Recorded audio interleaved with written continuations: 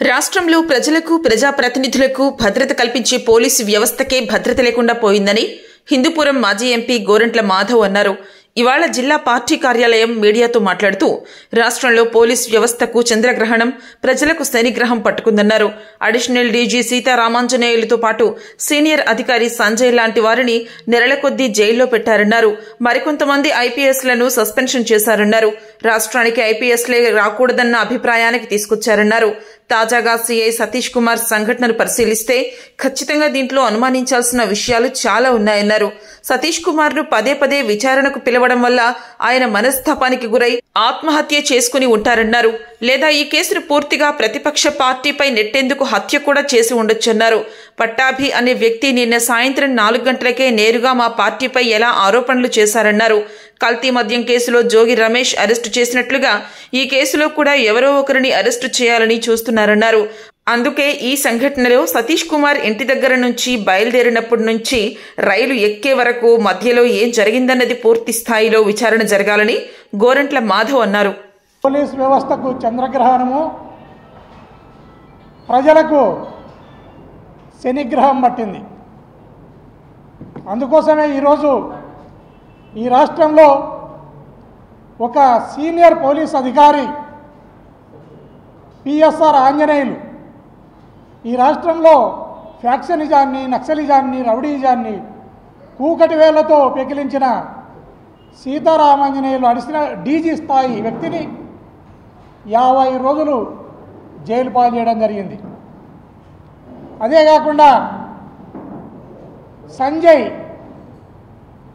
IPS officer, additional DG cadre 81 రోజులు అయిపోయింది, ఈ రోజు వరకు జైల్లోనే ఉన్నాడు. విజయపాల్ అనే మాజీ అధికారి ఒక 80-90 రోజులు జైలు పాలు కావడం జరిగింది. అదే కాకుండా సునీల్ కుమార్ ఒక డీజీ స్థాయి, కాంతి రాణా టాటా ఐజీ స్థాయి, విశాల్ గున్ని ఒక ఐపీఎస్ ఆఫీసర్, వీళ్ళందరూ కూడా ఈరోజు సస్పెన్షన్లోనే ఉండటం జరిగింది. ఇదే కాకుండా రాష్ట్రాన్ని వదిలి పోలీస్ ఆఫీసర్లు ఈ రాష్ట్రం వద్దో రామచంద్ర అని వేరే రాష్ట్రాలకు పోయిన ఐపీఎస్ ఆఫీసర్లను కూడా మనం గమనించవచ్చు. విచారణ పేరుతో పిలిచడము, 1-2 వాయిదాలు చూడము, జైలుకు పంపడము సర్వసాధారణమైపోయింది ఈ ప్రభుత్వానికి. ఈ విచారణ వద్దు, జైలు వద్దు, జైలు కంటే సావే నయము అనుకున్నాడో ఏమో మహానుభావుడు సతీష్ కుమార్ అనే సిఐ ఈరోజు ఆత్మహత్య చేసుకున్నాడో హత్యనే జరిగిందో దీన్ని తేల్చవలసినది ఉంది. ఒకవేళ ఇది హత్యనేని ప్రభుత్వం భావిస్తే ఇంతవరకు రైల్వే ప్రొటెక్షన్ ఫోర్స్ను కానీ, రైల్వే పోలీస్ ఆఫీసర్స్ను కానీ, ఆ రైల్లో ఉన్న టీసీలను కానీ, లేకపోతే ఆ ట్రైన్లో 54 మంది ప్యాసింజర్లు ఉన్నట్లు తెలుస్తూ ఉంది ఆ బాక్సులో, వాళ్ళను కానీ ఇంతవరకు ఏ ఒక్కరిని కూడా విచారించలేదు. ప్రభుత్వము ఏమి భావిస్తుందో ఏమి లేదో మనం ఒకటి గమనిస్తే, చంద్రబాబు నాయుడు ఎన్టీ రామారావు చంపినది ఆయన్నే, దండలేసినది ఆయన్నే, ఇప్పటి వరకు ఓట్లను దండుకుంటున్నది ఆయన్నే. ఆ రకంగానే ఈరోజు ప్రభుత్వమే ఈ అఘాయిత్యానికి పాల్పడి మళ్ళీ ఎవరినెత్తున్నో వారినెత్తిన ఈ కేసును వెయ్యాలి అన్న దుర్బుద్ధి కూడా ఈ ప్రభుత్వం చేస్తూ ఉంది అనటంలో ఎలాంటి సందేహం లేదు. నిన్న మనం గమనిస్తే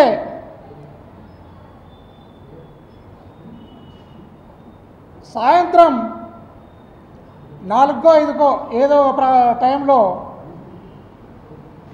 తెలుగుదేశానికి సంబంధించిన పట్టాభి అనే వ్యక్తి ప్రెస్ మీట్ పెట్టి ఆ ప్రెస్లో స్ట్రైట్గా మా పార్టీ పైన నిందలు వేయటం జరిగింది. అంటే దాదాపు విచారణను కూడా వాళ్ళ చేతిలోకి తీసుకొని రెడ్ బుక్ రాజ్యాంగం మేరకు వారే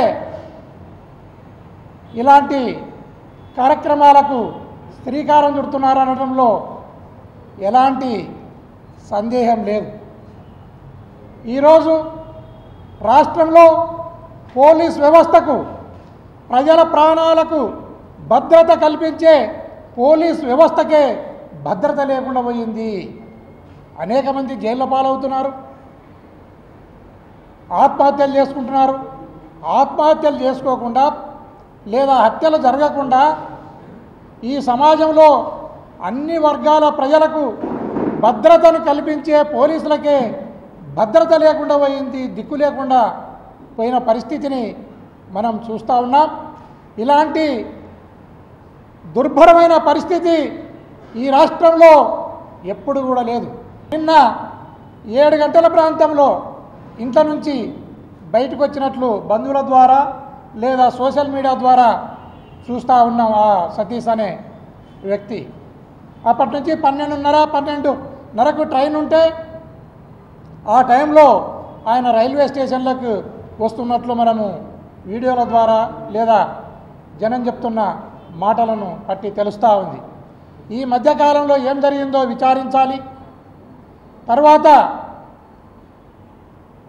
ట్రైన్లో కూడా ఈ ఘటన ఏదైతే జరిగిందని భావిస్తున్నామో ట్రైన్లో ఉన్న ప్యాసింజర్లను విచారించాలి, రైల్వే టీసీలను విచారించాలి, రైల్వే ప్రొటెక్షన్ ఫోర్స్ను విచారించాలి, రైల్వే పోలీసులను కూడా తక్షణమే విచారించి దీని నిజానిజాలను తేల్చాలని నేను పోలీసు వ్యవస్థను విజ్ఞప్తి చేస్తున్నాను.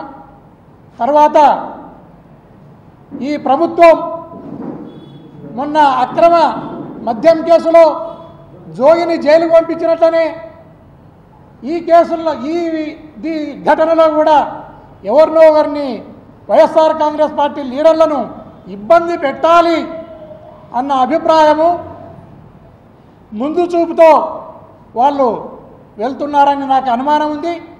దయచేసి పోలీస్ వ్యవస్థ నిష్పక్షపాతంగా ఇన్వెస్టిగేషన్ చేసి దీంట్లో ఖచ్చితమైన ముద్దాయిలను వెంటనే అరెస్టు చేయాలని వైఎస్ఆర్ కాంగ్రెస్ పార్టీ తరఫున డిమాండ్ చేస్తూ ఉన్నాను.